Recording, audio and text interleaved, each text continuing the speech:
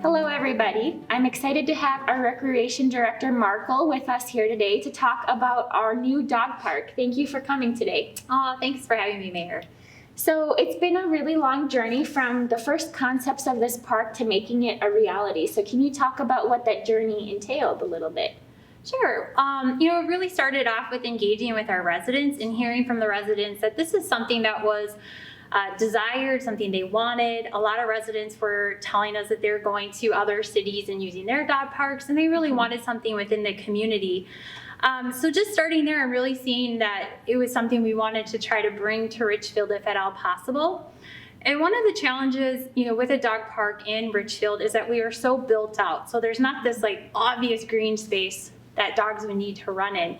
So we got creative. We really just started doing research with consultants. We went out and looked at other dog parks. We talked to city leaders that had dog parks within their cities and really kind of understood what criteria makes for a good dog park. So we started building a list of things that we would need to construct a dog park, looked at our park system and kind of looked critically at where we could fit most of those criteria.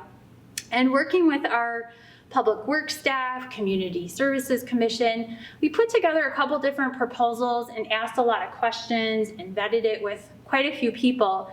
And we brought forward to the Community Services Commission 2 formal proposals looking at Taft Park and Roosevelt Park. And ultimately, we made a recommendation to the council, the Community Services Commission did, for a dog park to be built at Roosevelt Park.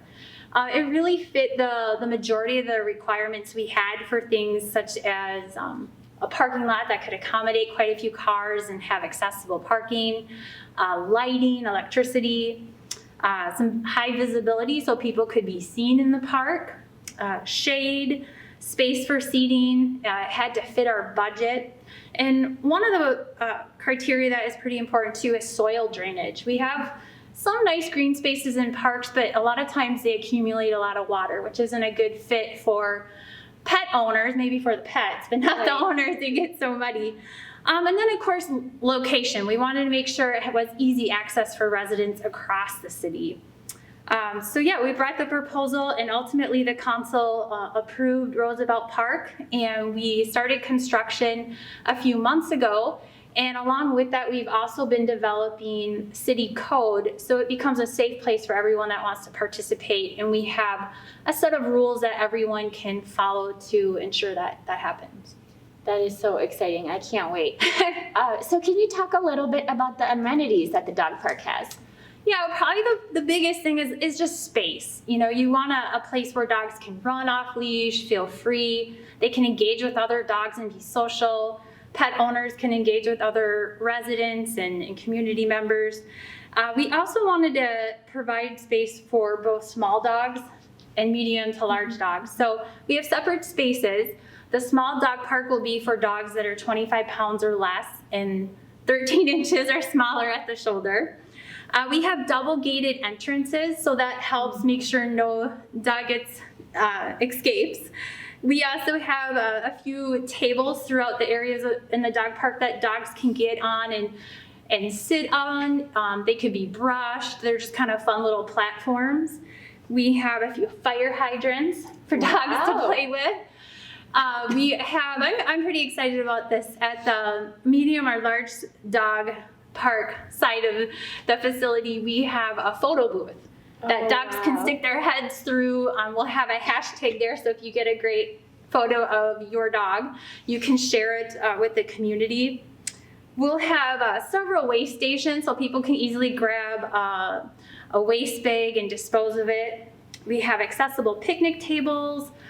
We just planted a whole new set of trees out there, but we do have some existing trees for shade. It is a lit space, so once we get into the evening hours, and now at daylight savings, of course, it gets dark so early, it will be lit, so people can enjoy it into the evening. And the hours will be from 6 a.m. to 10 p.m., so hopefully it can accommodate a lot of people's different schedules. Great, wow. Can you talk a little bit about the rules that visitors and their dogs must follow while they're at the park? Yeah. Well, before we get into the specific rules, I do want to mention just COVID guidelines. as everybody knows, we are in a world where we think a lot about COVID, and we want to make sure everyone is safe with the pandemic going to the dog park. So we do have guidelines on both of the gates as you go in, and people should observe proper social distancing while they're there. If they feel like they can't, they definitely should wear a mask. Stay home if you don't feel well. Of course, when you leave the dog park, I've encouraged people to sanitize your hands, wash hands, because you have lots of people touching the gates and things like that. But as far as specific rules, I would say the most important is every dog that enters the dog park needs to be a licensed pet with the city of Richfield. And that includes if you live in Bloomington or Edina and want to use the facility, you still need to be registered pet with the city of Richfield, and that's going to help make sure that all the dogs in the park have vaccinations that are up to date. And it also helps if there's any sort of incident, we can track those pets a lot quicker and easier, and just make sure everybody involved, pets and people, stay healthy while they're there. And how can somebody register their pet with the city of Richfield?